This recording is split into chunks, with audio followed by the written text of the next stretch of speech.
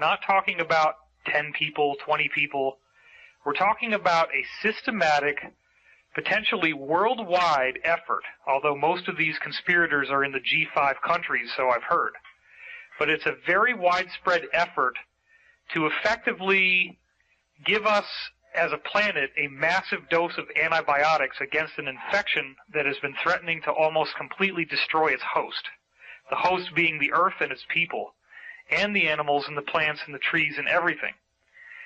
So Drake came along on the internet recently. I was sent an email by him announcing that he was going to have some radio shows. But when the email first passed by my desk, I didn't quite catch the impact of what it was saying. Because up until now, the only people who have really been reporting on these pending mass arrests whatsoever have been Benjamin Fulford and myself.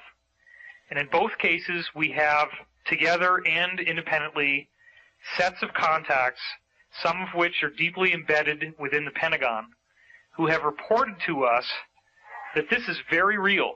In fact, I had heard from an off-the-books source, this is not somebody who's gone public at all, that this had been sparked by 9/11 to a large degree, that many people in the military realized that they were not in the chain of need to know, and that this was not Arabs with box cutters that caused these buildings to fall into their own footprint. If that could happen, if kerosene can melt steel, then every kerosene heater ever built is a massive hazard. But yet they're all sitting there just fine. So something is going on here. People know about it, they're scared of it, and in what I call the sheep effect, they feel that if they keep their head down, then the wolf won't know that he's been spotted, but the sheep who's dumb enough to look up and stare the wolf in the eye is going to make him charge, and that's the one who ends up dying. Well, I'm not afraid of death. Neither is Drake. He's here, and he has put a public face behind something that up until now has sounded like two guys stroking their egos, trying to say something that makes everybody feel good but has no teeth behind it. And now here you are, and I want to hear what you have to say. So why don't you tell us a little about yourself and how you got into all this? Well, what I'd like to do in conjunction with that is let people know what we're not. Okay, great. This will give everybody a better idea as to what's going on. Oh, I'm sorry. One more thing I should point out is that I called you the other night, and we spoke for 4 hours and 22 minutes is what the phone said when I hung it up. And I called you jointly with one of my very senior top insiders. So you will now be able to vouch that you spoke to him and how amazing that discussion was. And more importantly, I've trusted him, built it up over years, and he vetted you out and actually identified dozens of specific points that you said that are not on public record that you could not have known unless you are the bona fide, authentic, real deal. So I want to make that point first. Cool. So some disclaimers you said you have to give us here. What are you not? Yeah, there's a boatload of people who would like to jump on the bandwagon and get whatever they can get in terms of snatching names or name dropping, that sort of thing. They post a website with a certain name and everybody gravitates to it because of this or that. Whether it's selling anything or not doesn't seem to matter. Basically, and I want to make this absolutely clear, there's a thing called nation states. Now, the project we undertook falls under the definition of what a nation state is in terms of sovereignty. However, there is no such thing as nation states. It does not exist. There is nothing by that name from us, okay? Okay. Without affiliation, there's even less. So any of the websites out there that say nation states is probably somebody trying to either sell a widget or build up their importance, or they got an ego problem, or they want to take issue with what we are about. Now, we do not have a group. There is no group. There are several groups, but no main group. There's no leader. And we don't have a database that we keep on anybody. Most of the people are anonymous in that we do not know exactly all of the people involved in this.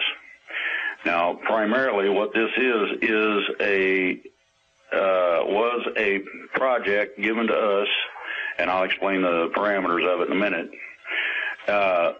The process was at first an accident in some ways. The information from me came over a radio show that I complained about. Somebody took notes and tried it, and it worked. And we'll cover a little of that in just a minute. But the only basic thing that we've done is a notification process that was defined by the basis of lawful notification of a nation state, its existence, and proclamation of that to the world. And the idea behind doing this is ultimately for sovereignty and freedom. Exactly.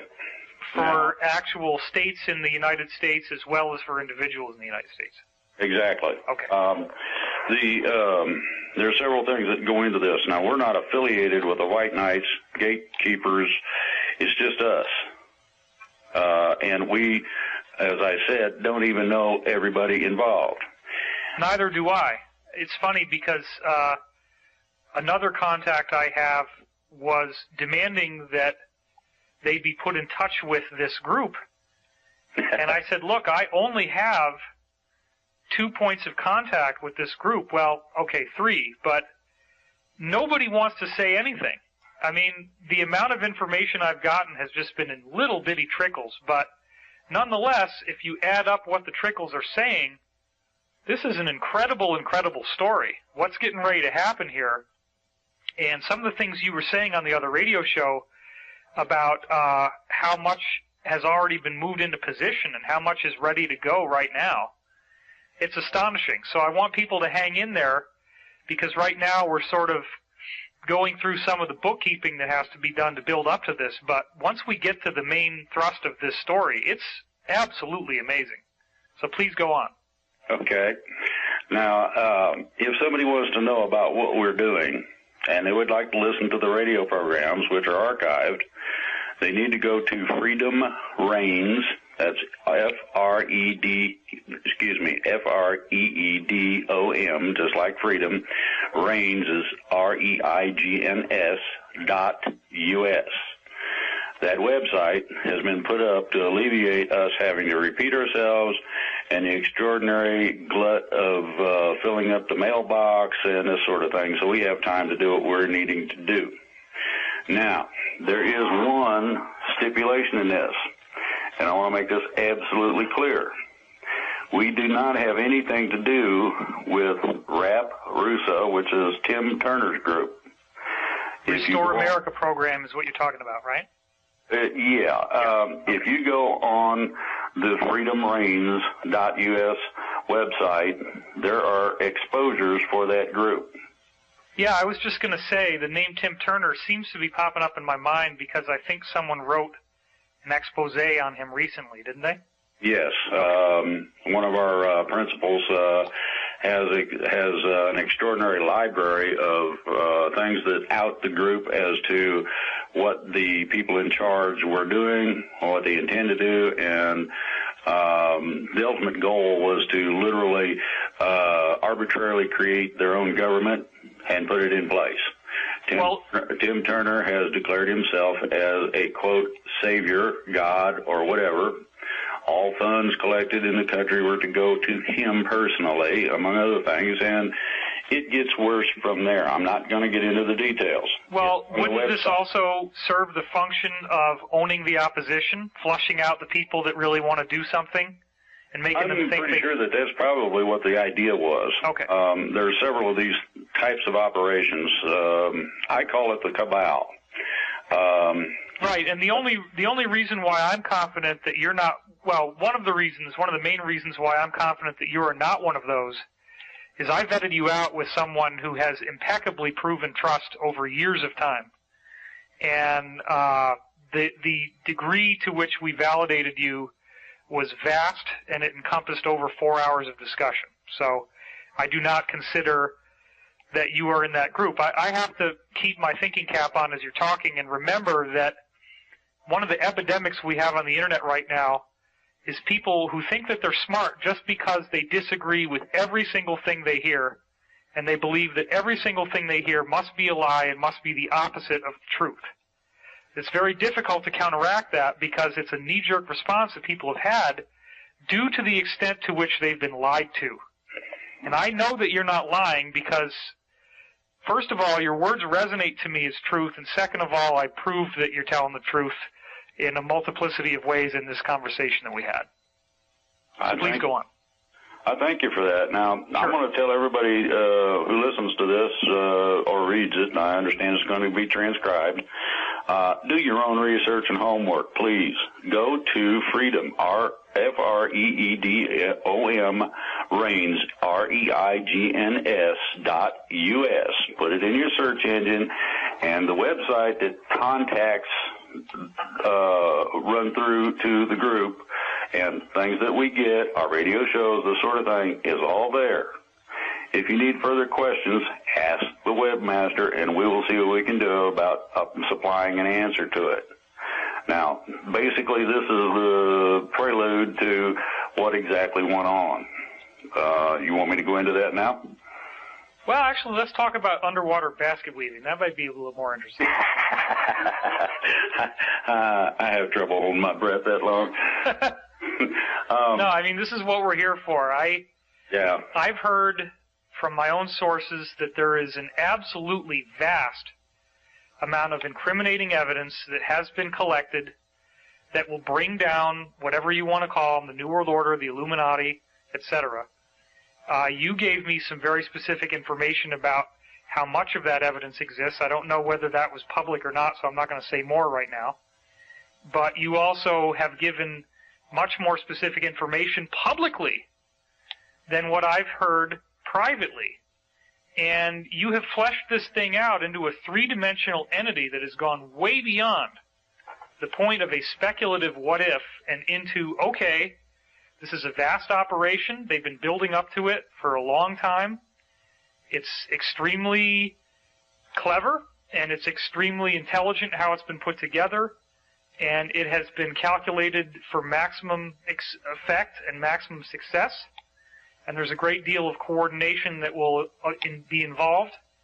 And I think that probably one of the main things that needs to happen, and why they asked you to come forward, is we really need to help the public know that this is not another silly New World Order martial law takeover, which is what obviously certain disinformation outlets are going to try to spin this as once it happens.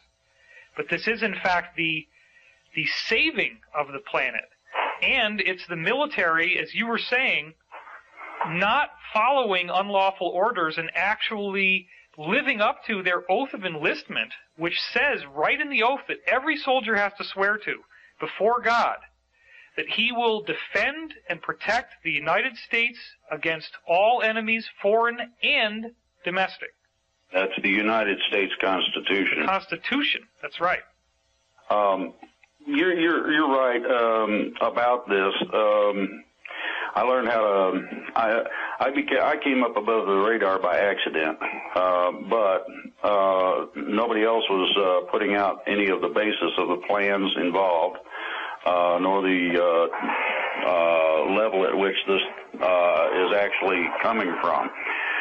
Consequently, I felt it my patriotic duty to at least lay out some of the basics. Now, some detail I cannot go into and won't go into. If we reach a certain level, I'll say, no, we can't talk about that, and we can go on to another subject. But the basis for this is that I learned how to walk point in Vietnam. So shooting at me does not do a lot of good other than to really upset me for the simple fact that in Vietnam, every time we sat down to eat, we'd get shot at. And scooping your food off of the ground ain't no fun, and it's crunchy, among other things. Really does things to me when somebody shoots at me. So that's not something I recommend. Now, my father voluntarily enlisted in the Army Reserve and served our country in Vietnam. and was actually one of the only journalists over there reporting on, among other things, the rock and roll movement in Woodstock. So he was sort of like one of the Good Morning Vietnam people. And he did get PTSD, and I had kind of a rough childhood because, in a way, it was like having a drill sergeant for a father. And that's sort of the aftermath of how Vietnam has impacted me. I just turned 39 years old, and I have every degree of respect and admiration for your service, and I thank you for serving this country. You're very welcome. The basis of this is twofold. Learned how to walk point. Now my goodies are above the radar, so I got put out in the open for two reasons. One, I felt it my patriotic duty to try to inform the people as to what is really going on so that they don't have to listen to a bunch of idiots on the internet spouting off whatever kind of imaginary stuff they come up with. People do not need to listen to those bad dreams. That's primarily what they are. Most of it is propaganda, and most people don't know what the word propaganda means. In Spanish, they put it on trash cans because that's where it goes. So everybody needs to kind of get their heads wrapped around this. Now, I call it fear porn. Yeah, and exactly. I coined that term because I believe that people read this and get addicted to it because it physiologically stimulates you in the same way that sexual material does. It actually makes your heart rate go up, your breathing rate goes up. You get a high off of being terrified. And unfortunately, the powers that were, as I like to call them, have very effectively manipulated that human response so that you have entire outlets of alternative news that, as you just said, have built themselves and have profited extensively off of the undeniably pessimistic view that they keep having. And it's almost impossible to listen to them because they just, when folks like you get on there who have a positive message, you just come against this incredible wall of negativity and fear and just absolute denial that anything good could be coming out of all this stuff that's going on in the world. And I do believe that good people have seen what's going on, and they're rising up, and they're not going to take it anymore. Well, that pretty much sums it up. Now, I'm going to reiterate this again. Do your own research and homework. It's not the responsibility of somebody to teach you the basic English language in order to read a website. Most people have the capability, they just refuse to do so and would rather go off in gaga land in front of the TV or play a video game, or they're busy texting their friends and playing with themselves. The ideology is this. We're coming up against the wall. Now, most people, and I don't care who reads this, most people with any kind of common sense at all knows that there are some real serious things going on in the economy. The lack of jobs, the amount of foreclosures, the separation of families because of economic problems. Okay, these are some of the basis of the fear that these people who originated live on. Now, I want to lay the basic of how I found this, and it was an accident, quite honestly. Okay. I've been studying and been involved in freedom movements and all that stuff for years. I've tried in every way, shape, or form to get somebody to get up off the couch, put the beer down, get up off the couch, and do a little something. Go talk to the neighbor, anything. And yeah, but what if it's really good beer? Well, yeah, but the problem is you sit on the couch and all you do is you consume the beer and you yak about stuff that doesn't necessarily mean anything. You probably would have a good conversation, but most people are talking, ooh, look at that guy shoot that ball at the hoop or whatever. And I'm going to tell you, that's superficial. That's one of the distractions. Just like texting, just like a lot of phone conversation. And the things that do not stay on target. Now, within all this, I've also studied a lot of what's called freedom efforts. This includes freedom philosophers and their type. This man got on a radio show and was spouting off all kind of halfway measures that would primarily and basically get somebody put in jail if they did them. Well, because of my... You're saying people grabbing their guns and just, now is it, you got to go out there and start shooting? No, this was even more basic than that. This was like being able to argue a traffic ticket out of court. Oh, right. Real simple stuff. Well, the only problem is that you can get up to 6 months for playing games with the judge if you do not know how to do this. And this guy was leaving out critical information that would guarantee almost that you got the 6 months because you were giving the finger to the judge. There's some things you do not do. Yeah. So the guy basically had upset me. Now, the basis that goes... Well, you don't want to get a Vietnam vet grumpy. That can be a big problem. Well, yeah, but the deal was this, okay? I needed to know. And everybody had told me you can't do this and you can't do that, okay? And then you have things like the Texas Freedom School or Freedom School of Texas, I forget which it is, that does have some good information, but it is kind of fragmented. Okay. And some of it is not complete, even though people would like you to think they are. But for $9.95, you can get the book that explains it all just right. Well, I'm not willing to pay for freedom. That's not what it says anywhere about freedom at all, as far as I can find it. So I decided to do my own research and my own homework. And I had looked at this stuff. I tried to get people up off the couch, and that didn't work. So I didn't have much to do except do the research. I started looking at the basis of law, where it comes from. I'm talking about way back in the woods of history. Some of the places I went required me to have anything that I was intending to copy or borrow a copy of electronically approved before they would release it. Mm. Okay, some of this stuff is not for consumption by the general public, and they make sure of that. Well, after 2.5 years, I figured out pretty much basically what everything said, how it was structured. Can an ordinary civilian gain access to these documents, or was this because you had some sort of classified access?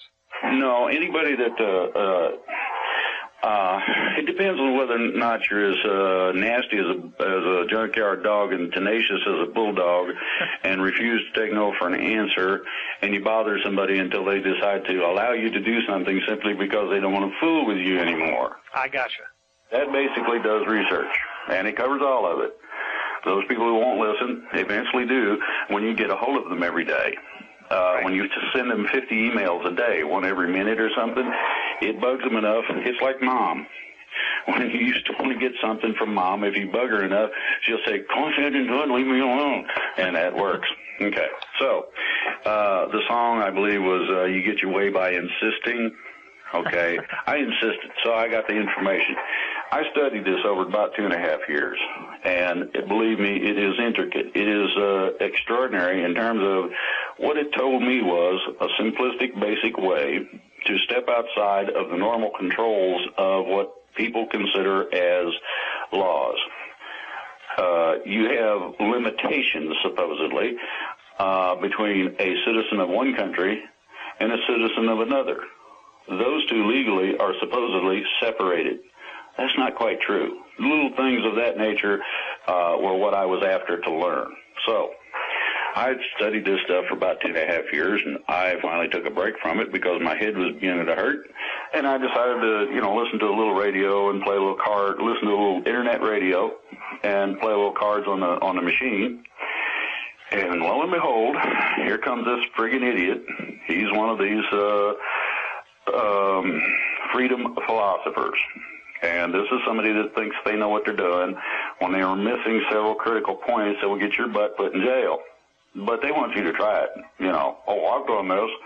Yeah, right. This is the guy that would teach you how to beat a traffic ticket, but you could go to jail for 6 months? Yeah, that sort of thing. Real simple. Okay. And if you go about it correctly, it works fine. Okay? But if you don't, you end up actually opposing the judge. Right. And that's a big no-no. What you do is you allow the law to oppose the judge. Then the judge has to rule in a succinct manner, plus you're not standing in a landmine field. That is not a nice place to stand, believe me. I've been in one. So this dink gets on there and decides to mouth off a bunch of stuff, and all he did was almost instantly make me mad. So I snatched the phone, and I called in, and I said, hey. And he said, hi. And I said, you might be, according to what you just put out, because most of that belongs in the toilet because you're going to get people in trouble. What do you mean? I said, your information is not total. It's not complete, and you're going to get people in trouble by espousing this, by saying that, if you do this, you can get away. You can tell the judge what to do. Well, no, that ain't part of this, and you know it. If you don't, I'm giving you a lot more credit than you deserve. So why don't you shut up and listen? Well, about this time, the host of the show comes on and says, hey, come on now, you're going to have to watch it. And I said, hey, look, did you realize that you can be held liable if somebody gets in trouble for what this guy is saying on your show? Really? I said, yeah. Now, you want me to clear this mess up? Yes. So then the guy comes back with this sovereignty routine, and I got upset for the second time and told him to shut up and listen, and maybe he would learn something, that he might want to learn how to read at the same time. What I basically did was I laid out the primary basis for what is required in order to declare any area. And if you've got an area somewhere in the middle of Timbuktu land, but it's yours, and it's registered in terms of the boundaries, basically, or you have at least real definitive markings so you can tell where it is and what it is and how big it is, you can declare that area sovereign. And by doing so, you actually create your own nation state. Well, if I declared my toilet a sovereign zone, then I could drop waste into it and be pretty much like the government. Well, except that so long as it stays on within your area, yes. Now, by that I mean you should declare the whole yard and use a finger system if you're going to do something of that nature, simply so that you're protected legally. Right on. That's what I'm saying. There's little bits of information, and it can get squirrely, and it's a lot of fun to deal with. So I laid this process out. Basically what we did, and the way the process worked, happened, as I said, by accident. While I'm telling this guy how this works, somebody in this great state of Pennsylvania took notes. Oh, wow. And I didn't have any idea anybody would even be listening other than to shut this turkey up that didn't know what he was talking about. Right, so obviously a state itself could be a sovereign zone or declared as such, and those who govern the state could get wind of what you've figured out from your extensive research and implement that research. Yes. Wow. That's awesome. So basically that's what happened in Pennsylvania. The person that took the notes was fairly knowledgeable in the real sovereign legalities and lawfulness, and took that knowledge in combination with what I had put together, got with some other people, and they said, well, yeah, let's see what happens. And so they put together a process of notification, and they sent it off to the International Court of The Hague. Oh, my God. And this is the civilian division, as I understand it, or civil division. And they, of course, sent a reply back when they received it that they had received that package. The rest of it was a receipt of the intent of the package. They had made a copy of what they had sent, certified copy of the original, that sort of thing. Now, their package then, they're sitting on a package there. The Hague's got one in their records. Right. So now you have a complete paper trail.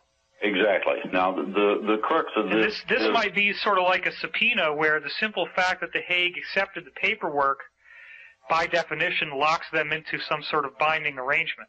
No. Oh, okay. No. This is exactly and only a notification process. I want to make that perfectly clear. Okay. What happens through receipt of the paperwork is that it goes into the Hague record. And in that manner, the notification then is a publication, like you'd use in a newspaper to advertise, I'm not responsible for my debts any further. Well, This thing says, we are now a sovereign nation state. Wow, and gotcha. It's very similar to that, only this is an international newspaper, in effect. We have basically, by sending one little pack like that, created a sovereign, independent nation-state. Wow. Okay, so as soon as they got receipt that this thing had been delivered, they got a call from a higher up in the Pentagon. And that person says, I understand you guys have been doing some notification internationally. Yes. I understand that you seem to find this process as being rather simple. Yes. The next thing was, do you think you can replicate or reproduce that sucker? And the person went, I don't know. And what you got right then was, I have no idea, quite simply. We can see what's available. We can try and find out. The person at the Pentagon, I'm not going to say that it's a guy because I'm not going to put gender on it, simply that, it could be a female.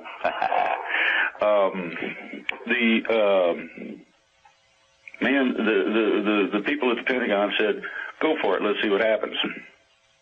They said, okay, we'll give it a shot. Now, these people are involved in freedom just like I was. They wanted to be able to do something that was real, proactive, didn't get anybody in trouble, and yet was something that could be also used in other ways. Okay, they didn't know at the time what that little simplistic package for that one state did, and didn't find out until after they started researching it. What's the time window we're talking about right now? In terms of when this all happened? This happened, started in about October of last year. Okay. Which is not an exact date. As of November, we decided that we were going to move on this.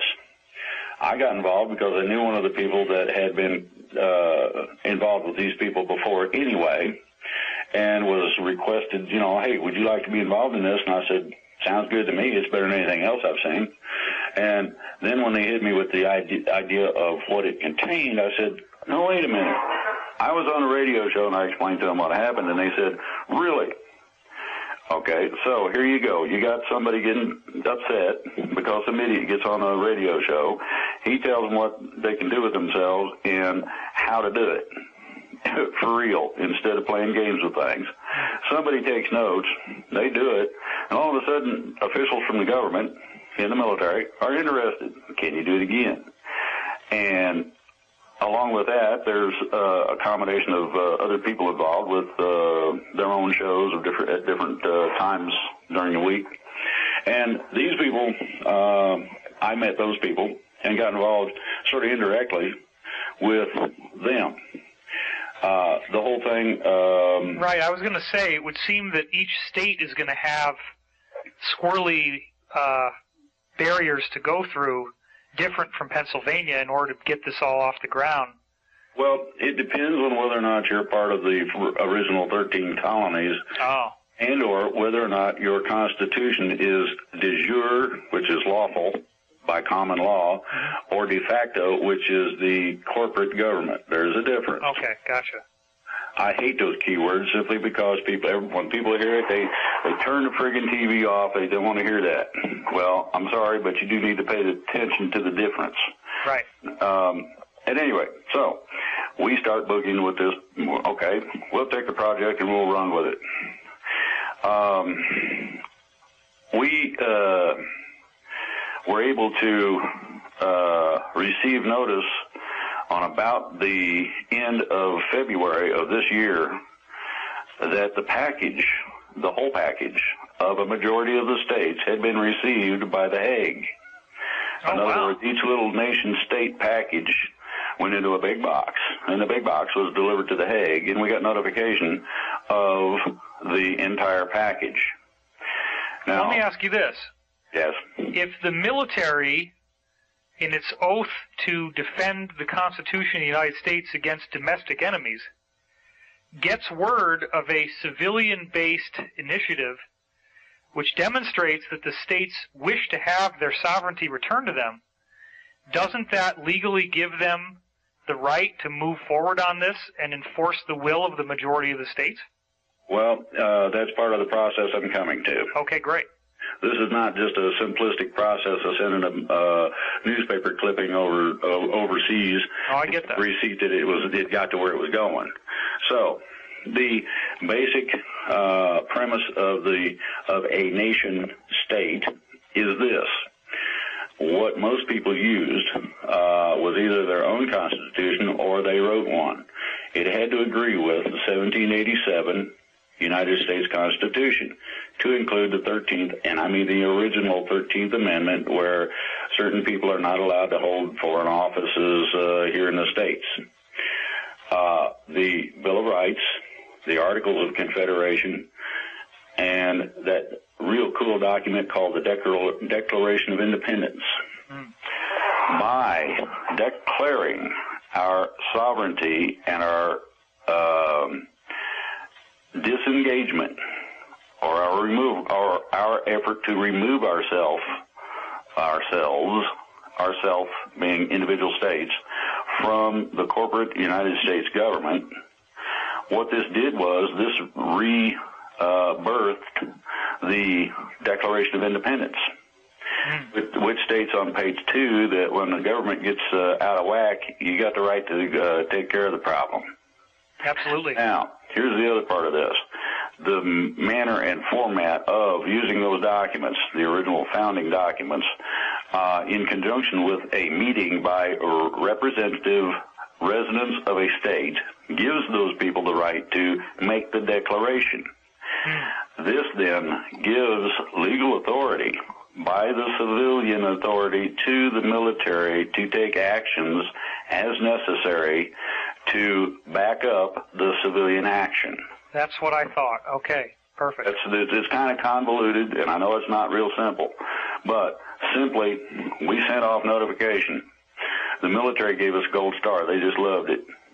Okay. Now, I'm assuming that just so people get clear on this, you're not talking about just a group of ordinary folks who are like surfing the net and listening to truth radio. These are actually people who have some degree of influence in these states that you were networking with. No. As a matter of fact, some of them are not very well educated. And I'm going to make this perfectly clear. You don't need influence in order to take certain actions. I see. So the simple fact that we are all American citizens, everyone whom you're speaking about, myself included, any citizen has the right to do this. Yes, basically. Okay, perfect.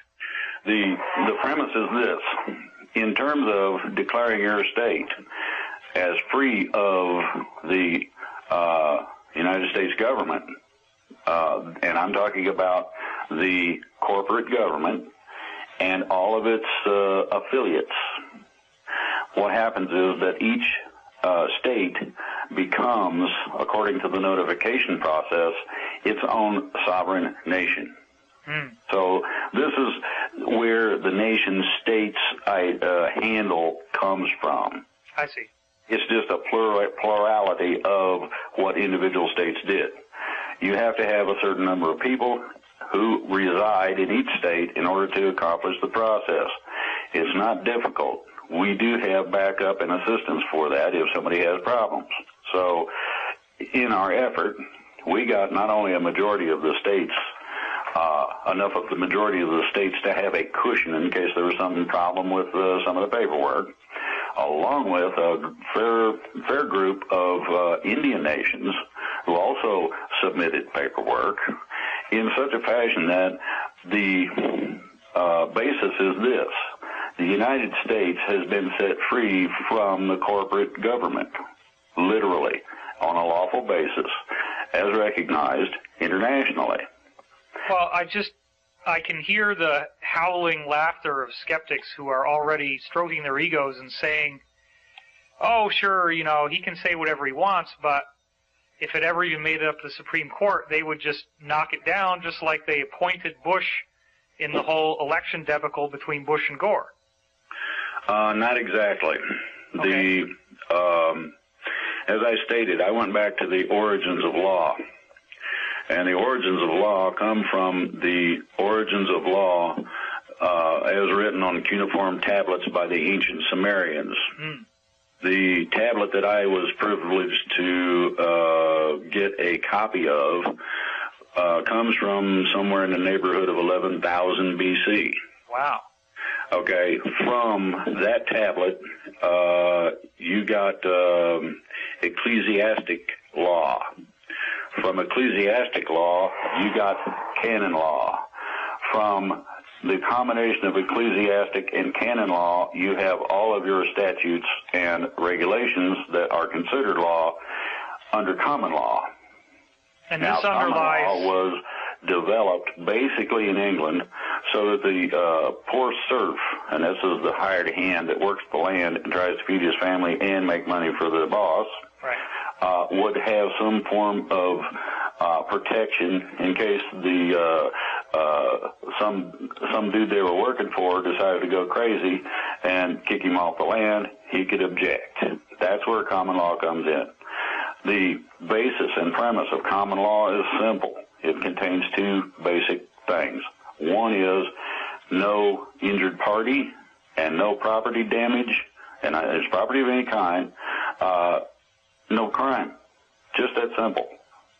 This is the basis for much of the legal documentation that we used. It's also some of the basis for which we used the process. Now, the neat thing about this is that the manner of the process steps outside of both ecclesiastic-based law and canon law. Any form of statute, be that local, state, national, or international. And it protects itself because it does not state anything that other than the simple notification process. So it stays within the system, but also is set in such a fashion that it's outside of any challenge. This was the idea that I was trying to find out about. Well, these occult governments obviously don't want people knowing about this, and that appears to be why you had so much trouble getting those documents. That's pretty much part of it. Now, the rest of it is that they found out about the process we were using and interfered with that as much as possible. Certain notary seals were challenged. Certain Secretary of State offices refused apostilling documentation, and a whole bunch of things. However, in spite of all the fun and games, we did get it done. It has been delivered. The copy, and I'm talking about the real copy.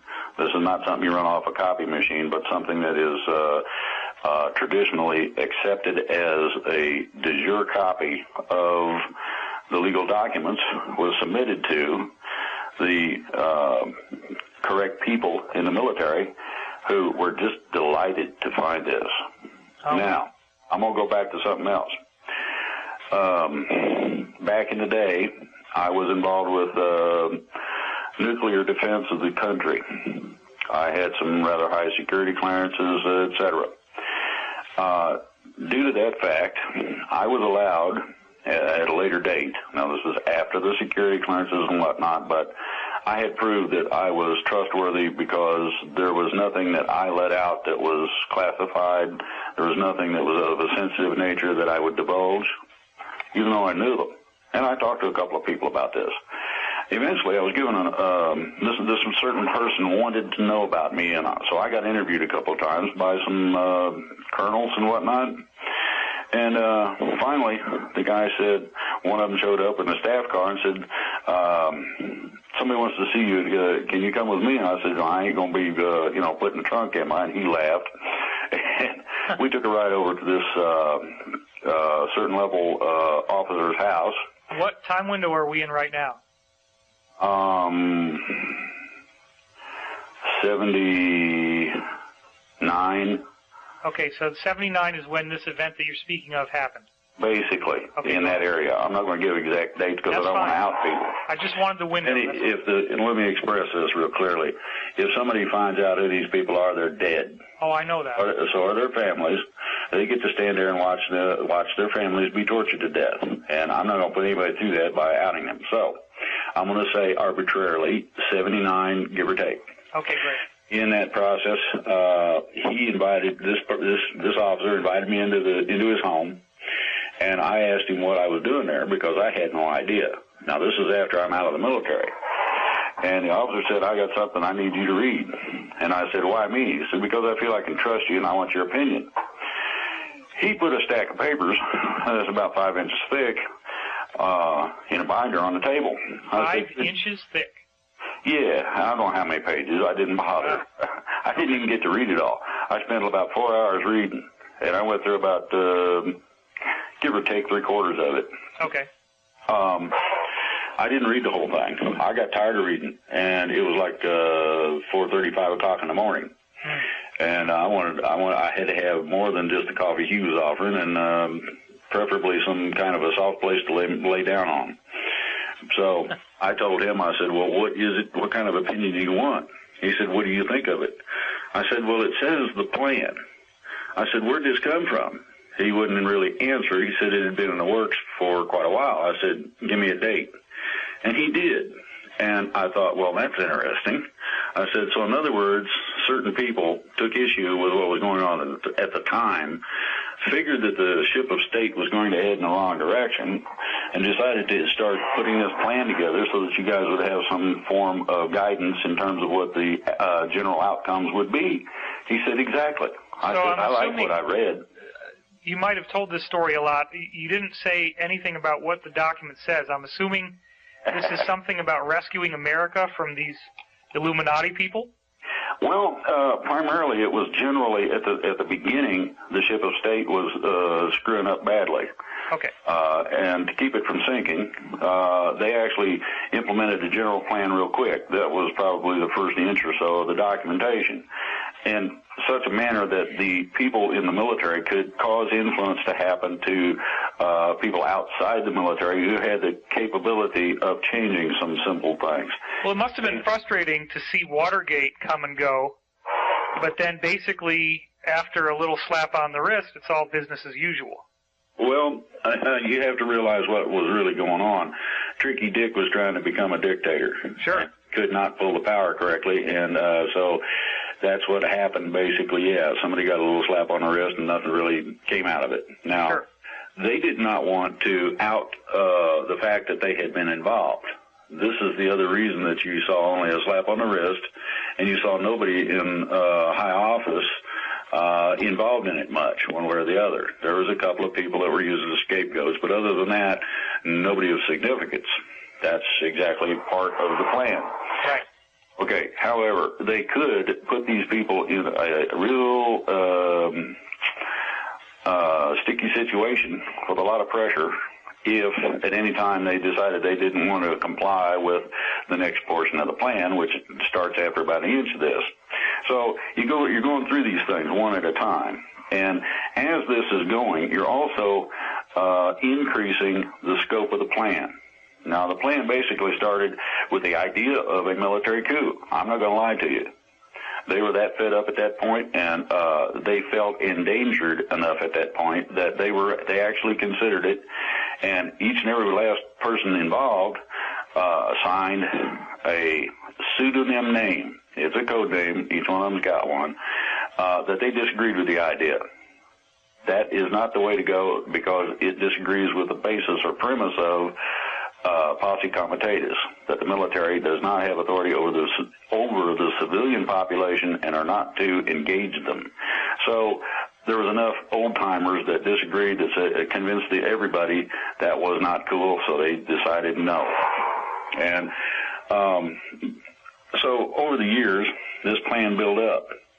And it got more convoluted. It got more complicated. It got. And this is all in the 5-inch document you saw in '79. Yeah. Okay. And in '79, they didn't really know which way things were going to go because if you remember, from about '75 on, after the fall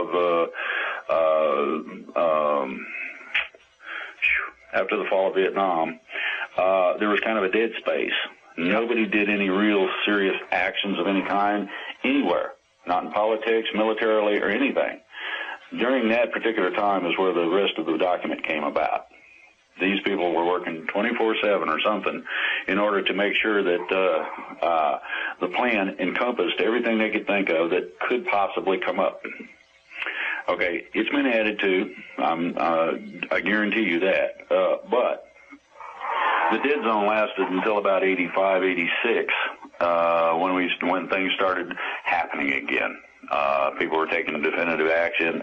You had a lot of combinational political and military and financial things going on at that time. Well, people must have realized, among other things, that the escalating war rhetoric between the U.S. and the Soviet Union could annihilate the planet.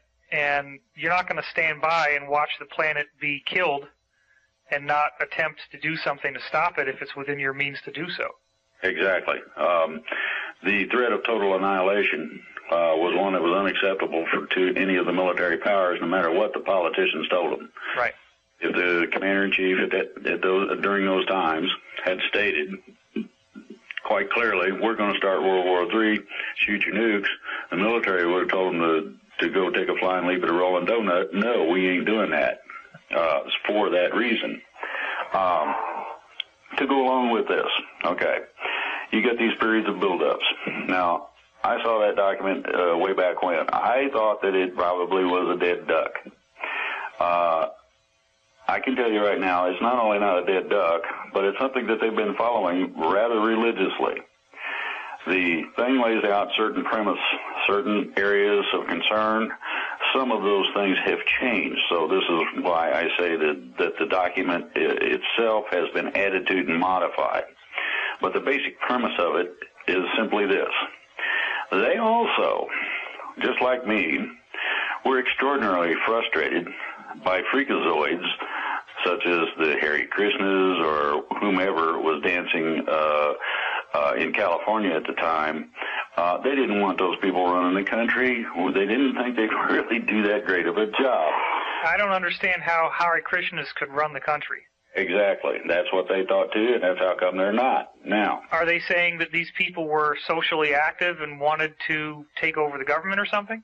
Well, they would have liked to have found somebody that would stand up as a group and actually do something in terms of freedom. And they've been trying ever since the Hare Krishnas and whomever, war protesters, you name it. Nobody as a group collectively, nationwide, would stand up and do anything. Same problem I've had, same problem everybody that I know has dealt in the freedom areas has had. Try and pry somebody off the couch. It ain't easy. Right. So they're kind of bumping along going, boy, I hope this, I hope that the end of the world don't come. I mean, what are we going to do? We don't have any civilian authority to do anything. Well, and the amount of secrecy that would have to be observed in order to preserve this plan is vast. I mean, yes. One weak link in the chain and the whole damn load falls and breaks apart. Well, they weren't so concerned with that, but they were concerned with the fact that there were certain code names in it that would out people that were seriously interested in implementing the plan. Right. The plan was simple. The military was willing to back, with civilian authority, a resurrection of what we started out with originally in terms of government. The idea that a politician has control over a battlefield is totally averse to the idea of even being on a battlefield. Now, that's true. My recommendation to them was to quietly sneak up, would take some Navy SEALs or somebody that's really good, and pick one of them politicians that's got a big mouth and snatch that doe. Put him on the battlefield, not necessarily in danger, but get him close enough so that it becomes a personal deal. Then abscond with him again, put him back, and I'll guarantee you there'll be a whole bunch of attitude changes. Well, they wouldn't do it. That was my suggestion a long time ago. Anyway, so we're bumping along with this. I've tried everything I could. I've had a combination of contacts and whatnot. I've had a combination of political dealings in conjunction with a whole lot of people. I'm sorry. Let me just take one moment here to try to track this in terms of timeline. You were presented. You can't get an exact timeline because that will expose people. I understand, but I just want to give a very vague overview. So you encountered this 5-inch monster document 79. Basically, in that area. You mentioned that you still had contact with this insider network circa 86. Yeah. So these people stayed in some degree of contact with you and continued to spitball about what group you could actually contact that would be able to back you on this, and you kept coming up short because none of these groups were sufficient in terms of the motive and the intent to actually carry through with this plan. Well, not only that, but you couldn't get, there was no national grouping of any kind, and you cannot take a group from one state and infuse it into another one from another state. All they want to do is argue about who's in charge or whatever, and it is a righteous mess trying to do so, and it doesn't matter what group it is. And believe me, I used to get lists. Here, try these guys. Here's some more. You know, I must have gone through, I don't know, I'd say a few thousand groups. Somebody have a website on the internet, I'd contact them. I tried everything that I could think of. I tried being nasty. I tried actually putting pictures of politicians out visiting whorehouses. You name it. I tried it, and I didn't even get the politician to get mad. I mean, he wouldn't address it because he didn't have to. You know, that's just some idiot, and he probably made the picture up. So we're bumping along. I'm bumping along, and I'm beginning to get tired of it. And quite honestly, I was at the point of quitting. I just, I got my gun. Hopefully, I'm still able to shoot it if they decide to break down the front door. I was giving up. And lo and behold, along comes this crazy person in Pennsylvania who takes notes on a radio show. And this was back mid of last year, give or take. Actually, probably around May, June area, that I got on that radio show. These people took notes, and all of a sudden they did it.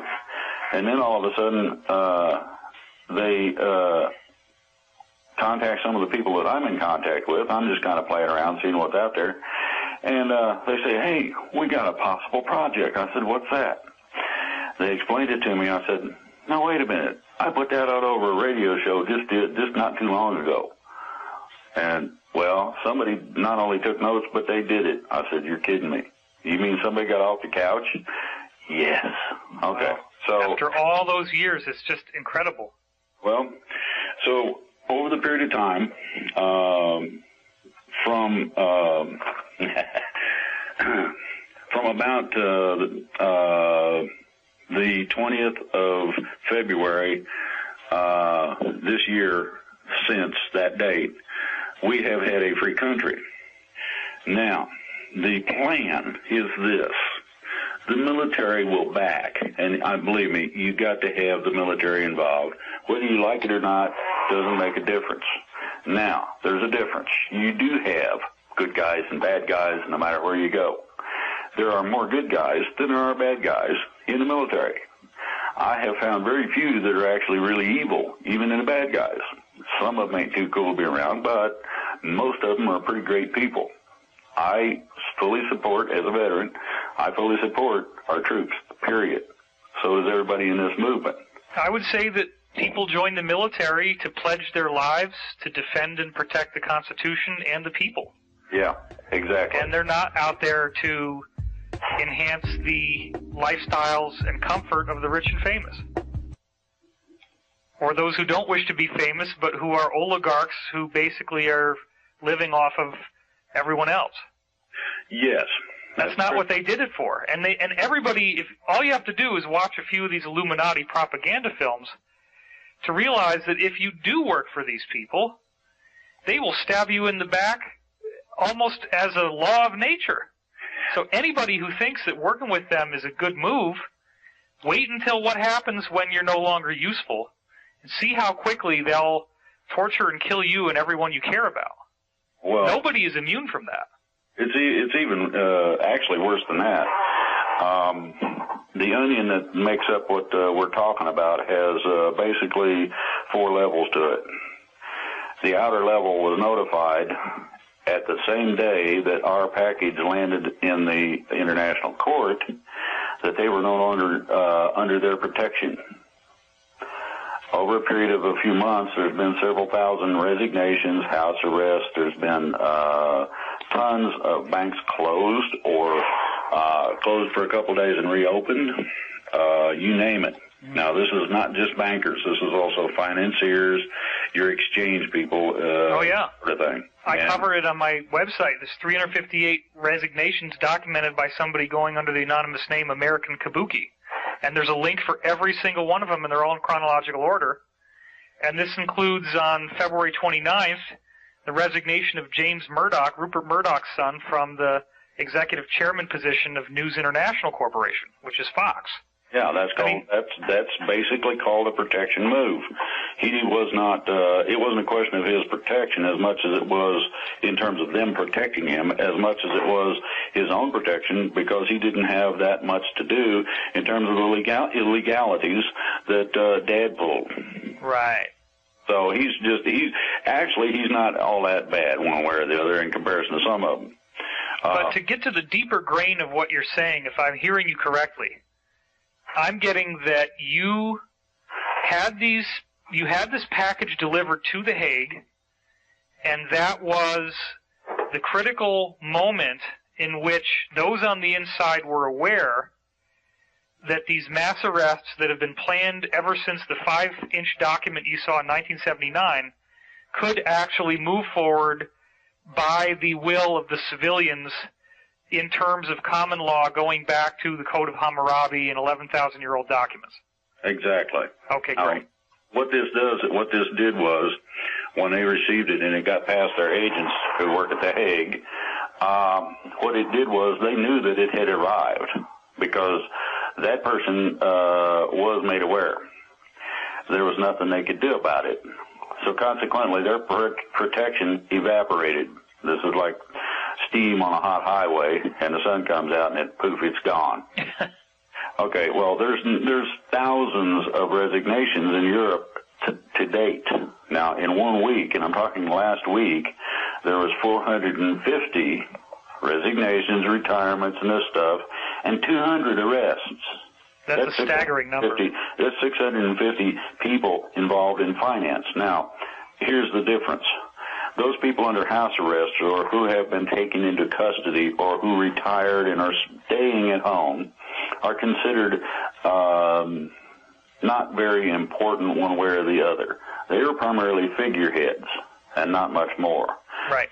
The difference is those who were arrested and those who are being arrested and those who are going to be arrested, that's the second layer of the onion. This is why we're not seeing a lot of newspaper and website articles about this, because there's no accountability of these people getting arrested in the outside world because they don't have a public position. Well, not only that, but the mainstream media is controlled by them. Exactly. Therefore, you're not going to hear this. Yeah, and I documented that extensively in my investigation, Financial Tyranny. It goes back to Operation Mockingbird and traceable information regarding the Masonic Order and guys who in 1826 were saying, yeah, we own the press and we own the judiciary and we own the police and we own the government and F you if you don't like it. Yeah. Basically, there's nothing you can do about it.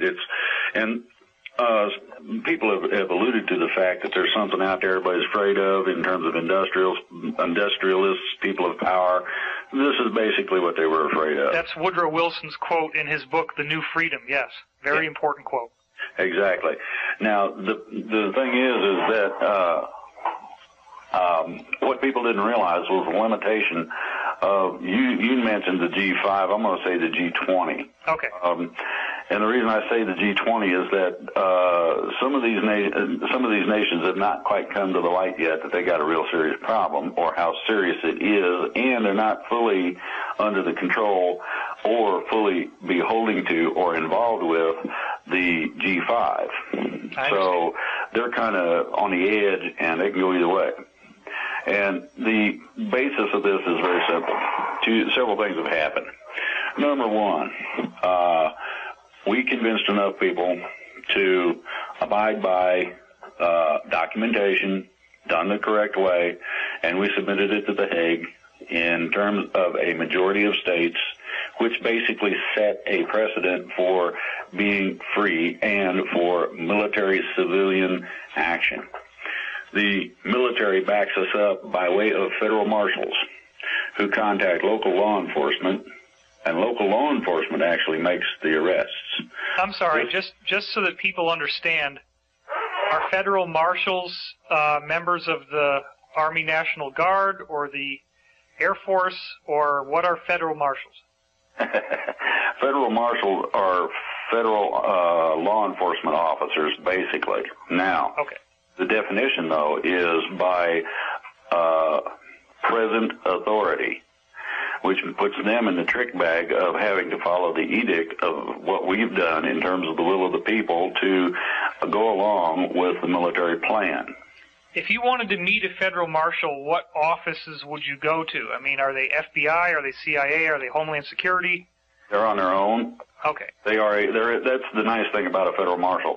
He's relatively independent of most things. Okay. There are some that say, I'm in charge of them, and they're liable to get a strong argument that only depends on the situation. In some situations, a citizen is in charge of the FBI or the CIA, depending on the situation. And it varies. But basically, a federal marshal is he is a federal employee of the current power. Okay.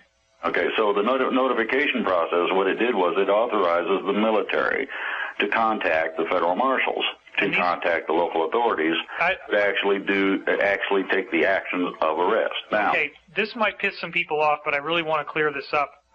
Do these marshals exist in different offices? I mean, how would you find one? What kind of offices would they be employed by? Well,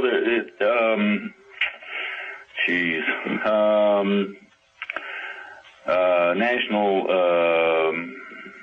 Security Administration would probably be the end office if you wanted to really look them up in that relationship. Okay. Because they are primarily tasked in such a way that a federal marshal can go across a border when the border is common to the country he comes from. So you could go from, say, Arizona or New Mexico into Mexico if need be, and you would have law enforcement authority there. Would these marshals potentially be employed in a police station? Would they be at the police station? No, they have their own offices, federal marshals' offices. There's a variety of them. Okay. They have a combination of different duties. I don't mean to sound like an idiot. I'm just cautious to make sure that people don't think that you invented the term federal marshal and that it's just some guy on the internet reading websites and, oh yeah, I'm a marshal and here's the little badge that I made. Yeah, I bought one of those yesterday down at the dollar store. I understand what you're saying. This is real. These guys are federally employed. Well, you've heard of federal air marshals. Yeah, they're on the airplane. He is a federal marshal. He just simply is on air duty. Okay. That's all the difference is. It is. And these guys, there's a lot of these guys out there. They're very well trained. They're very knowledgeable. And they're not extraordinarily professional. And they're not soldiers. No, that's the neat part about this. They're in between the civilian and the military. Right. Okay, now, you've got those three entities, the military, federal marshal, local law enforcement.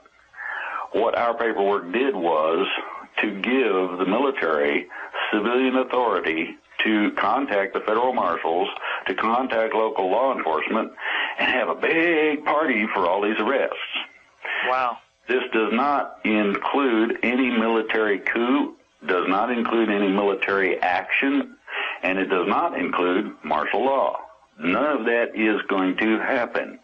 What is going to happen, you will see federal marshals backing up local law enforcement, taking people into custody, and there may be a stand of troops in case they need extra bodies to snatch somebody that decides to run, or there's a whole bunch of people in a building, and they didn't know that there was 7,000 of them in there. You're going to need extra hands in order to incarcerate all these people, put them on the bus, and send them wherever they need to go. So this is the military will act in a backup fashion in some ways. Does that violate posse comitatus? No, because the military is not acting as a police force directly. They're assisting a police action. Exactly. Okay, got it. And the police action is one of control of and or prevention of rioting or general civil disobedience that would call for a police situation. These are all, you have to look all this stuff up. A regular protest of citizenry basically can be met with general police force, but when the people that called out the National Guard on several occasions during things that were a problem have found that they acted illegally. And they were told, don't ever do that again. There were a lot of people who were informed that this is a no-no and this is okay and don't you cross that line. Sure. Okay, so you've got these three entities. Now, back to the plan. The plan stipulates several things. One, you're not going to have police state. You're not going to have the military in control. It's not martial law. And they're not going to come in the house and snatch you up. That ain't happening. What's happening is this. The intent and purpose of this plan was to minimize the chaos involved in the action. Now, when you arrest several thousand people in a city, it's going to create a little bit of a hubbub. People are going to see the military. They're going to see a lot of policemen doing the job. And this will be on video. I mean, you're going to have CNN and all the local news people. Everybody's going to have some kind of video of this stuff. And I assume these policemen will probably be in riot gear, which will have black uniforms and scary-looking stuff. Maybe. That depends on whether or not they expect problems with who they're dealing with. Generally, no, because it's not a riot situation. Okay. It could turn that way. They'll bring the gear. I mean, it'll be in the trunk most likely. Most of your people that have been responsible for the problems are office-type people. They're not necessarily physically active or capable. And to go along with that, they're not going to torture them or, he fell down 14 flights of stairs or any of that. Well, and I've heard from my own insider that there are an astonishing number of very deeply embedded moles who are much closer to these people than they ever thought anybody would get and actually not have been outed. Exactly. Now, there's a couple of things in this. First of all, gist of the plan is to not create chaos. In other words, you're going to have public announcements. People such as yourself and myself will be notified approximately a day ahead of schedule. In terms of putting this on the internet so it can go viral. Okay. I would imagine, doing this interview, this is going to get kind of virally. Well, very much so. Some of my videos have millions of views, and this will be distributed throughout hundreds, if not thousands, of different blogs and reposted. And if we let people know that there's going to be a one-day window of notification, you can absolutely guarantee that there will be a massive tidal wave of publicity once this moment arrives. Well, that moment arrives when we are given the green light to notify our people, the ones that we have contact with. At that point, then, it is to go viral on the Internet, and we're to try to access as much mainstream media, be that AM radio or whatever, doesn't matter, but it's as much as we can. Now, I would imagine that the oligarchs, who are the bad guys, are going to be hearing this and saying to people and getting them to listen to this, getting their soldiers and their mercenaries to listen to this and say, you got to get these SOBs because they're trying to overthrow the government. No. What we are doing in terms of the action that's going to be taken, and I'm not talking about us or our actions are only a part of the plan. The plan basically is to arrest these people no destruction, no firefights, no gunplay, or any kind of violence if possible. The idea of this is no chaos, no violence, and a legal way to do it, a lawful manner in which to conduct the operation. This has been coming since George Washington made federal districts out of our innocent group of 13 colonies. So what you have to look at is that the plan also offers protections of keeping the lights on, making sure the internet works, and that the phone does, and you can flush the toilet. You can go to work and not have to worry about it. Right. We've heard from other insiders, in fact, it was from the one you met on the phone with me, that these people since the 80s, and I mean the conspirators now, the bad guys, they have elaborate plans to blow up a whole bunch of bridges and wipe out power and wipe out sewage and wipe out water in the event that anything like this were to happen to them. And I also know, however, that there are so many moles and so many people who will not stand by and let this happen that if they think they're going to be able to do this, they're sorely mistaken. But they may try, and there may be certain levels of disruption that will need to be prevented, as you're saying. Well, there's basically going on right now tactical positioning. And I mean right this minute. The tactical positioning is being done in such a manner that nobody's going to be the wiser. Right. These are regular people they see every day. They have no idea that that person happens to be an agent for the good guys, as you say, moles, or however you want to look at that. Okay. The irrespective as to what the fear-mongers will tell you, the bad guys have lost enough funds and lost enough support, and there are enough people that are upset with them that their powers have been curtailed tremendously. Well, look, Drake, they wouldn't have done those bailouts if they could have possibly avoided it. That was an astonishing move that really showed that they are just absolutely grasping at straws, and it's like Wile E. Coyote when he's paddling in the air and he doesn't realize he's falling yet. Exactly. To give you an example of how desperate they are, they just had a couple of executive orders from their main lackey in the White House saying that they got rights to everything. I'm well aware of that, and it's utterly astonishing.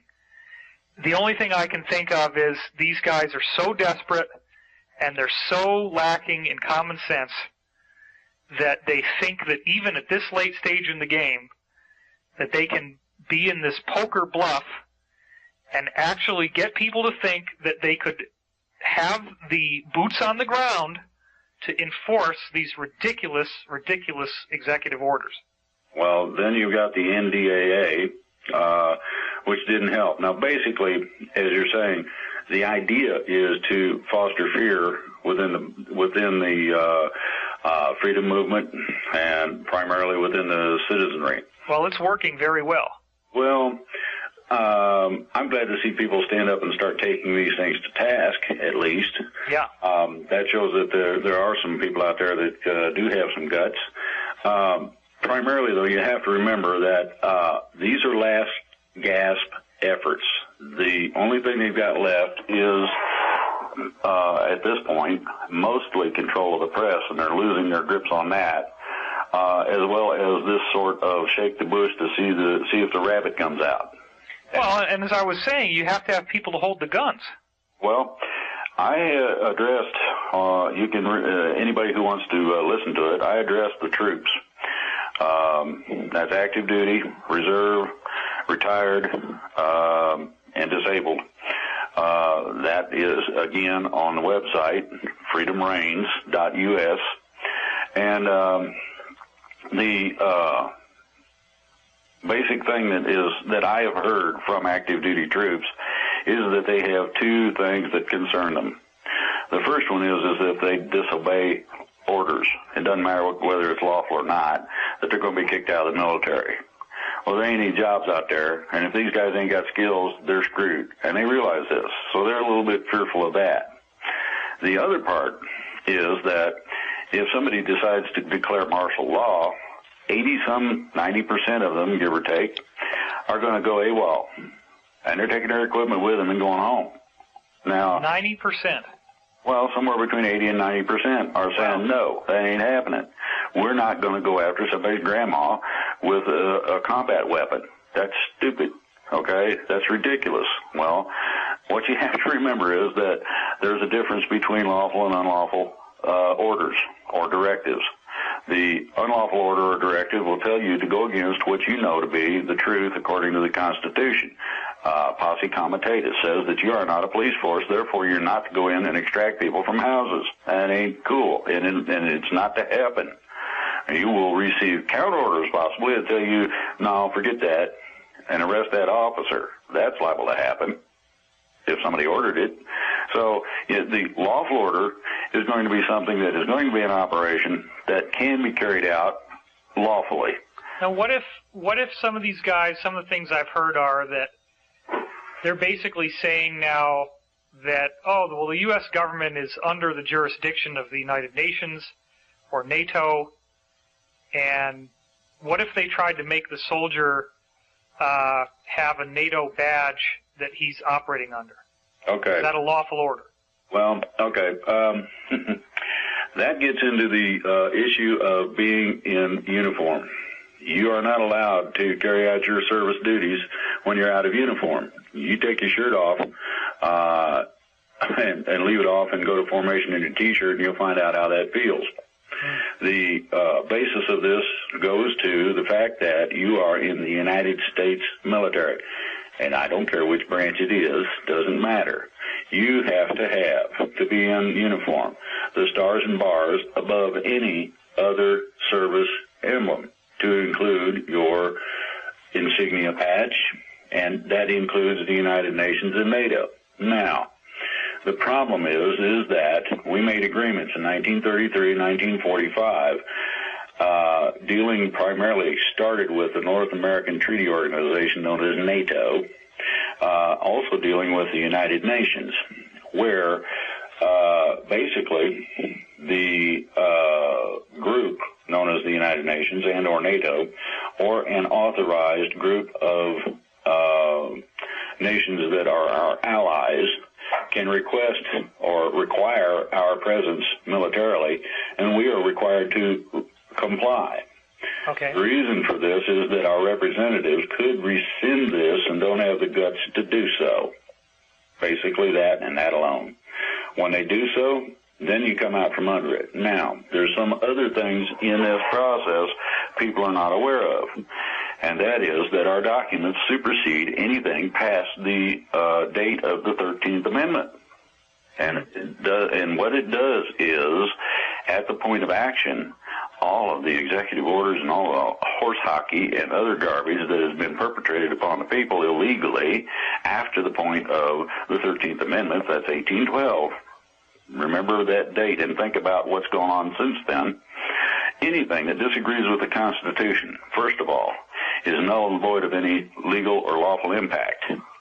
Further, anything that disagrees with the Constitution, basically, is to be stricken if it is a law, rule, or regulation.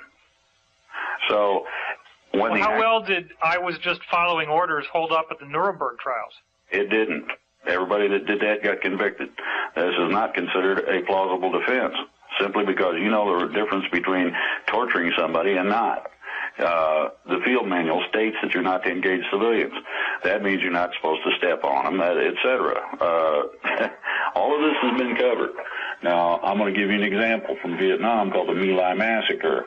Okay, there was not too much done with that, but the problem was that several people came up with that exact defense, and the court-martial said, no, that don't fly, period. Now, they lucked out, and I mean this literally, they lucked out, because a court-martial that deals with the taking of civilian life also carries the death penalty. Oh, my gosh, yeah.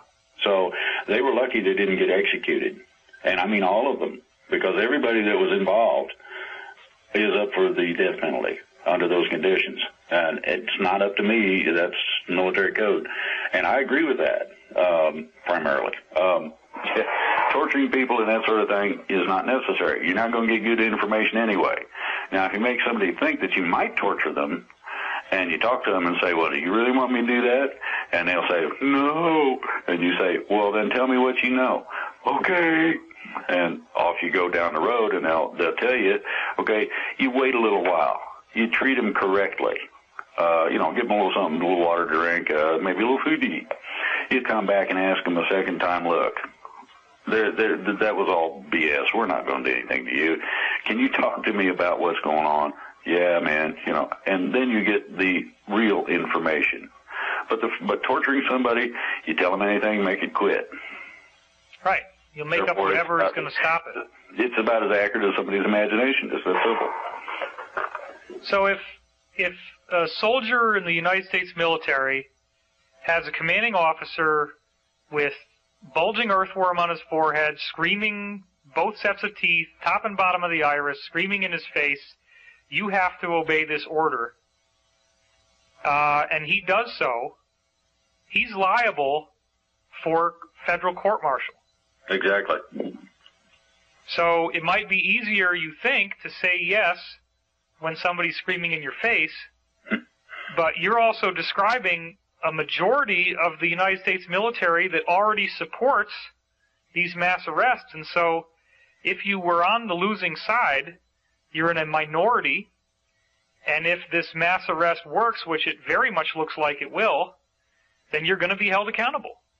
Exactly. You may have a few opposing forces, but there shouldn't be many. The situation is simple. I know of an incident in Vietnam where a unit was told to wipe out a friendly village. And it was called, back then in the day, a search and destroy mission. Search and destroy means that you go through a village at several levels. We were told to go through at level 1.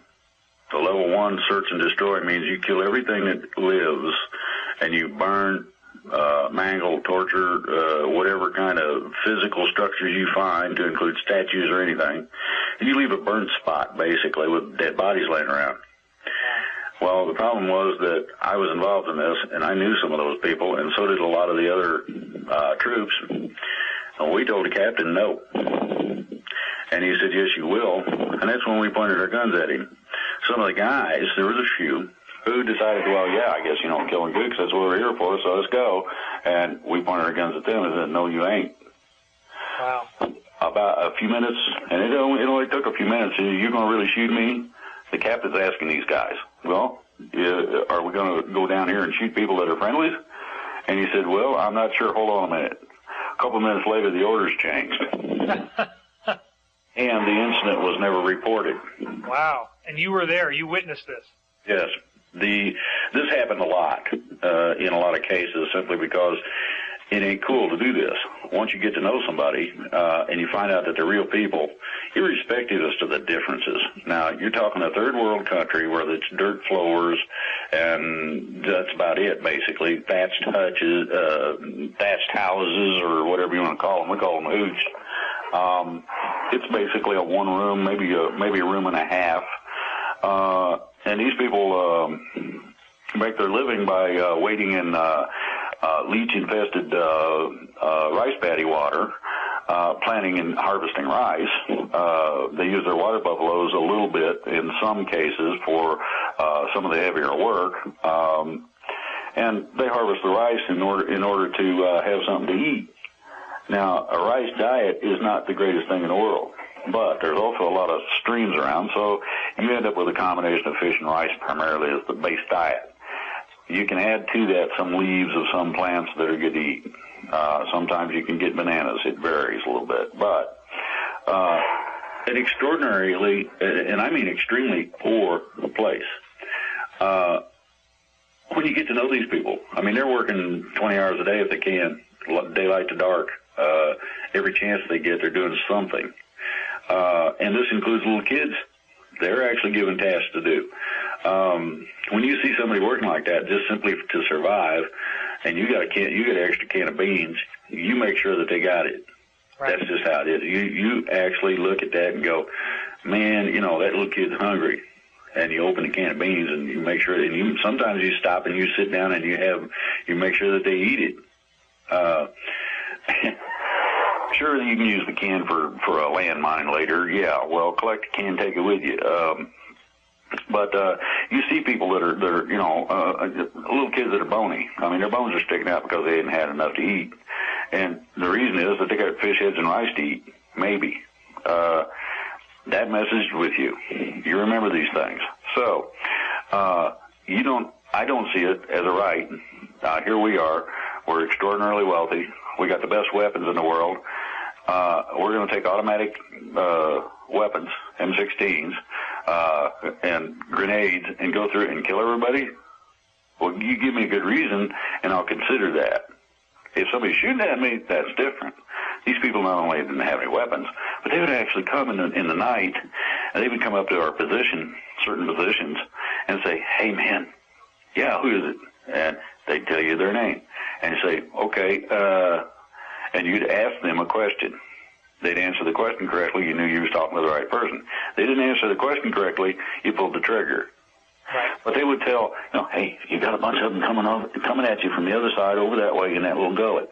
And 9 times out of 10, it was correct. And this one little village, and these villages were all over, friendly villages, and we made sure they had plenty to eat. We made sure any kind of needs they had were taken care of. We gave them medical care, you name it. I mean, this was an asset to us because unless you've been in the jungle, or another example would be in the sand, unless you've been in a condition of that nature, you got no clue.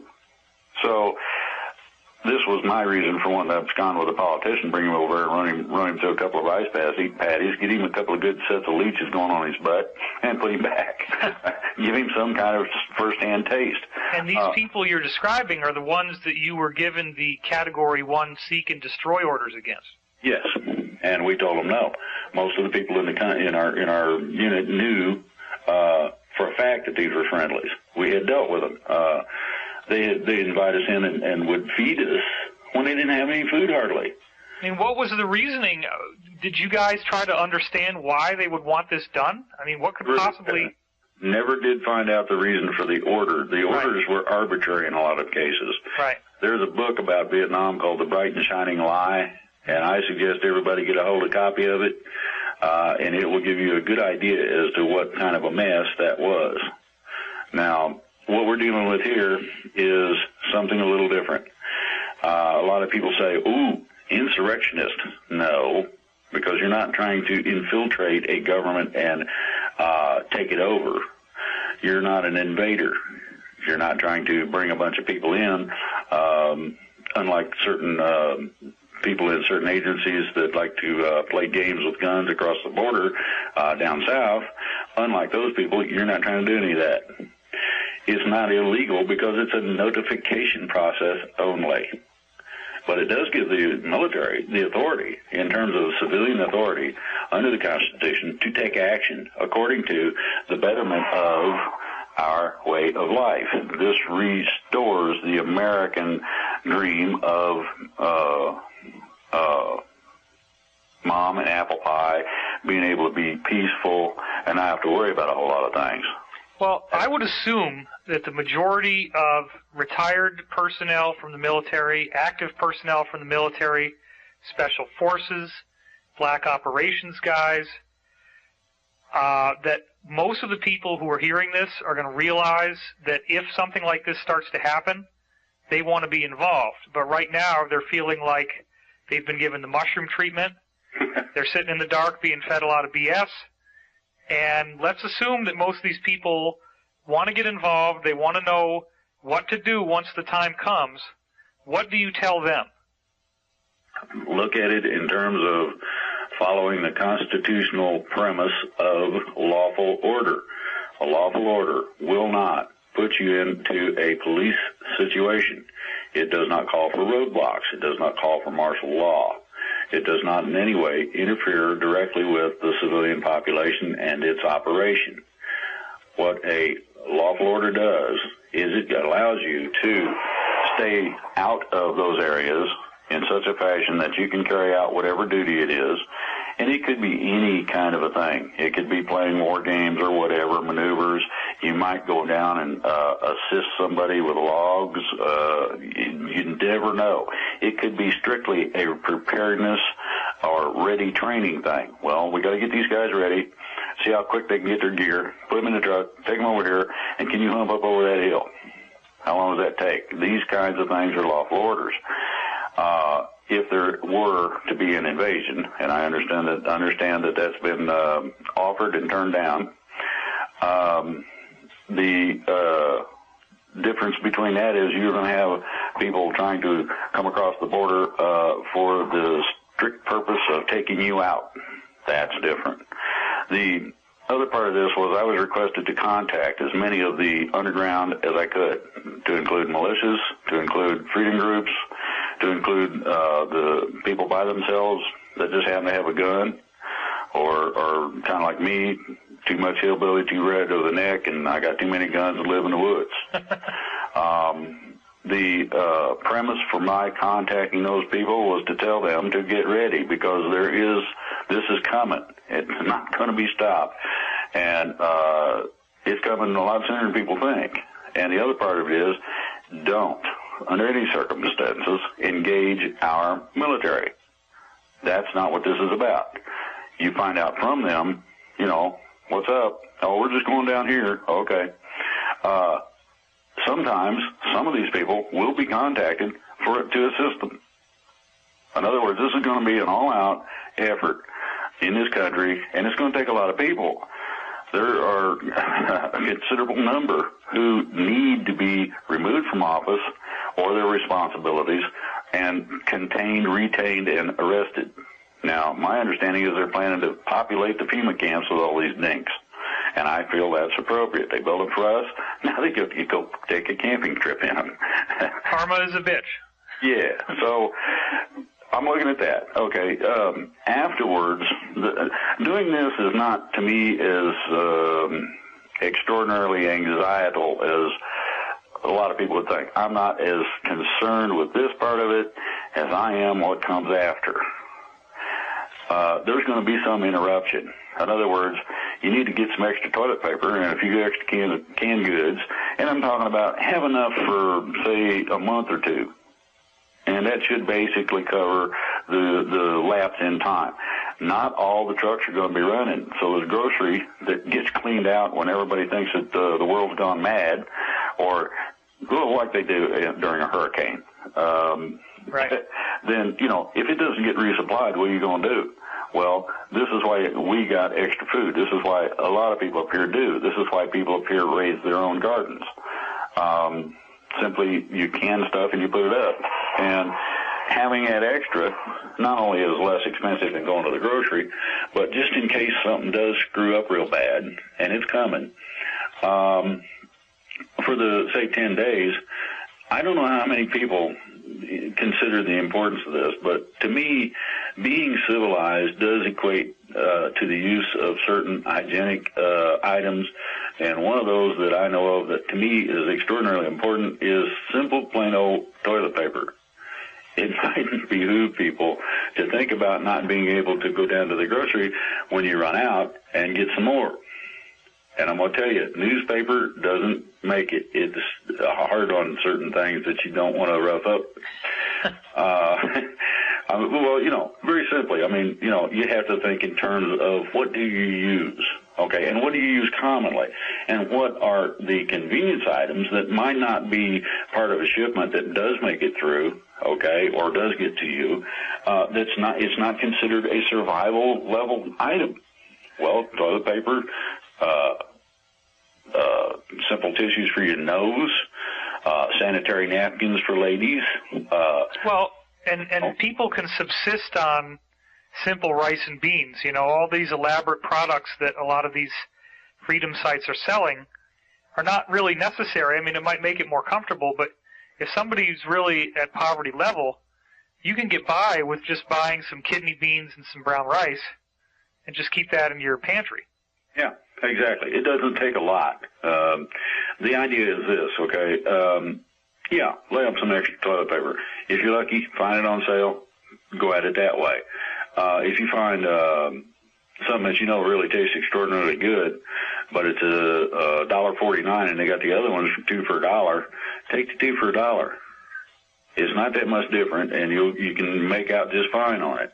Add a little bit of spices to it, and you're good. But anyway, the survival part I don't think is going to be all that critical, and I'll tell you why. The plan itself reiterates many times, the portion that I read, that this is to be a non-interruptive, non-chaotic, peaceful, meaning non-shooting type of an action. And that is an extraordinary difference between all these people out here saying, oh boy, rosin up your gun, get your bullets out, praise the Lord and pass the ammunition, they're coming. Well, yeah, they're going down the road because they need to go over and secure the power plant that the bad guys would like to blow up. And I would also encourage people, because I know, as I said, there are many people out there who are playing a game, and the game is that everything they hear must not be true. So they're going to say every single thing this guy Drake is saying is not true, and this is all a pretext for martial law and for New World Order. So I would say to them, and you can address them as well, but I want to say something first, and that is, let's realistically consider that if arrests start to be made and that evidence is provided, that is progress no matter what. Even if it is ultimately, and that might be as far as they could think of it in their own mind, one negative faction against another negative faction. The fact is, let's be honest, how many bankers went to jail during the bailouts? How many people have ever been held accountable for anything? If we start seeing real accountability, by God, that's progress, and I don't care what you think. You've got to be able to see that it's a step forward no matter what. If you start seeing mass arrests, something has changed, and it breaks out of that thing that goes back to the Masons, which is everybody who's in on it gets a free pass. Exactly. My suggestion is to, yes, be ready, but also relax, be calm, cool, and collected, and slow to pull the trigger. Unless somebody acts unfriendly towards you, I wouldn't necessarily take any aggressive action toward them. Wait and see. Yeah, you can let them walk right up to you. It doesn't matter.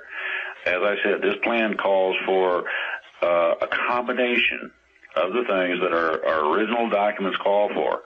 And the basis of this is to officially remove those people who tax you to death for no good reason other than to put it in their pocket. This is to remove the private central banking system. This is to remove a whole load of regulations and regulatory agencies that don't serve any purpose other than control. In other words, this is the freedom. Now, with that freedom comes the responsibility of being what you're supposed to be to everybody that you come across. This is contained in the Golden Rule. Do unto others as you would have them do unto you. Say hi to somebody. Wouldn't you like somebody to say hi and wave at you? It feels good.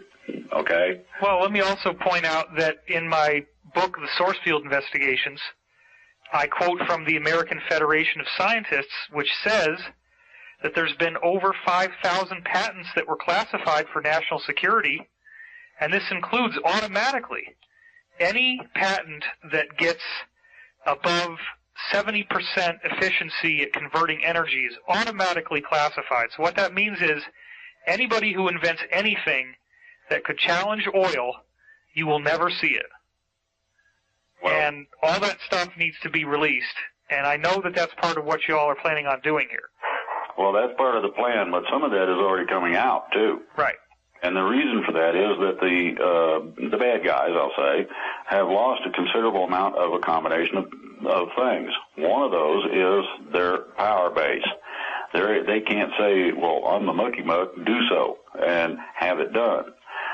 The other part is they don't have the cash on hand, the finances, to pay the bad guys that work for them. Yeah, mercenaries don't work if you don't pay their salary. Exactly. So you get a situation where they have lost most of their power. They're beginning to lose most of the finance. And I wouldn't be surprised, to be honest with you, to wake up tomorrow morning and find out that the nation had been clamped down. Now, that clamp down is complete. The satellite systems will not work. You will not be allowed to make international calls. There's going to be no traffic in or out of the United States, period.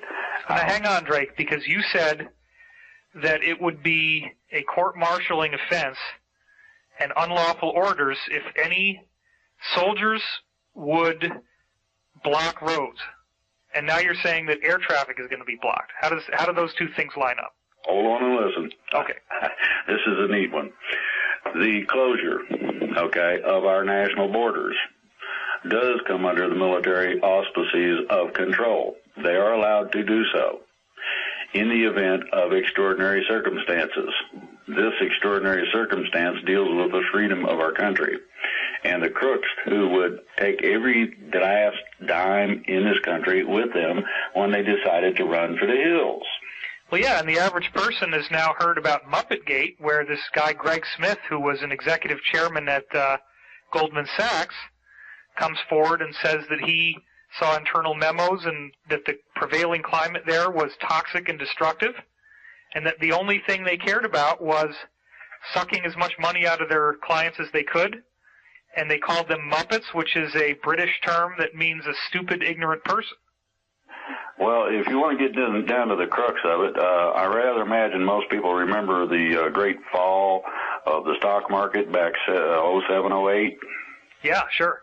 Okay. One of the reasons it went as deep as it did, and we were lucky, one of the reasons it went as deep as it did was that trillions of dollars were automatically sent electronically out of the country. This was noticed because there are people that watch this thing called stock watch, money followers, things of that nature. And it automatically set off an alarm, which a guy noticed, and their communications got cut. Or it would have been a 1933 all over again.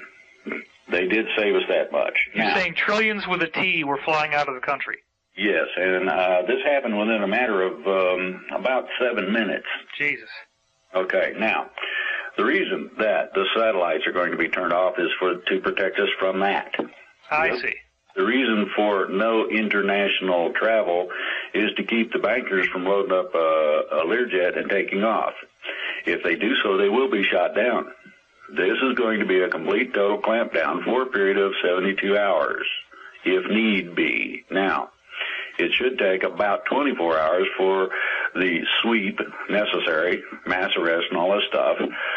Secondary sweep will probably take another 5 or 6 to make sure they got all the records necessary to convict these people. The other part of this is that there are certain areas that are sensitive that may contain explosive charges of varying kinds in order to blow up a record.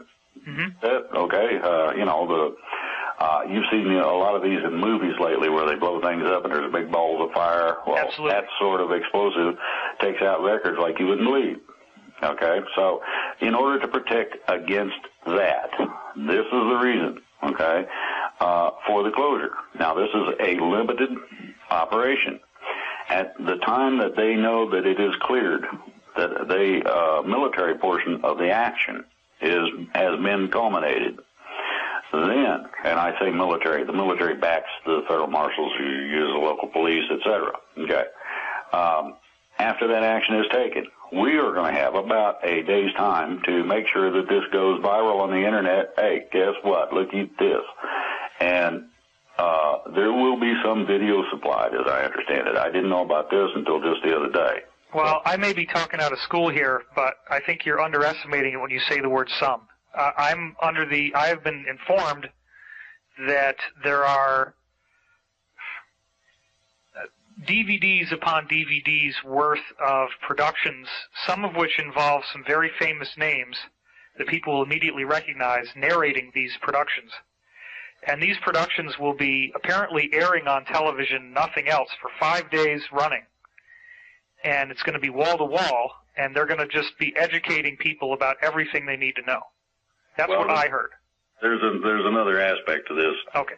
They're going to have what's called a specific education channel.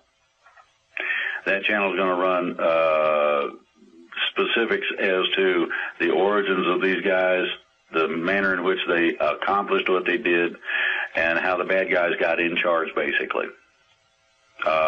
The DVDs you're talking about are similar, but this is a direct education thing, I understand. It could be, now, and it's not going to be limited to 5 days. This is going to run for several months, because what it's going to do is out this, in terms of the bad guys and their structure, how they took over and how to prevent it.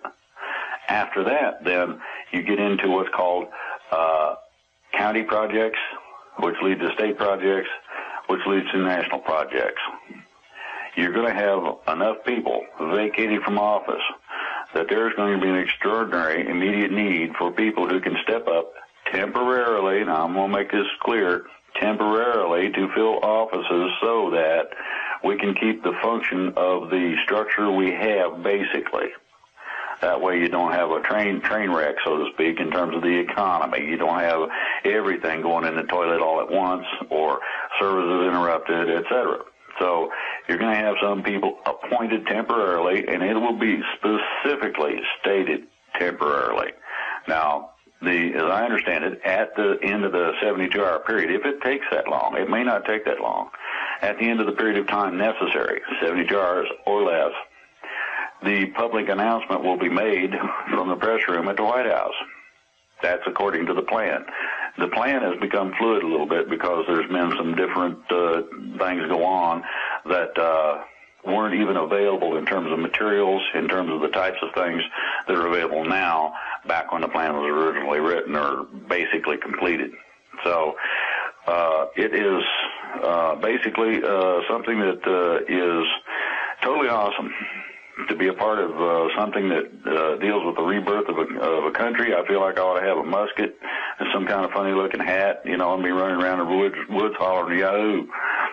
I'm thrilled by this, and the whole reason why I wanted to conduct this interview was specifically to talk to you as you have all of a sudden popped out publicly and backed up something that I was almost the only person talking about.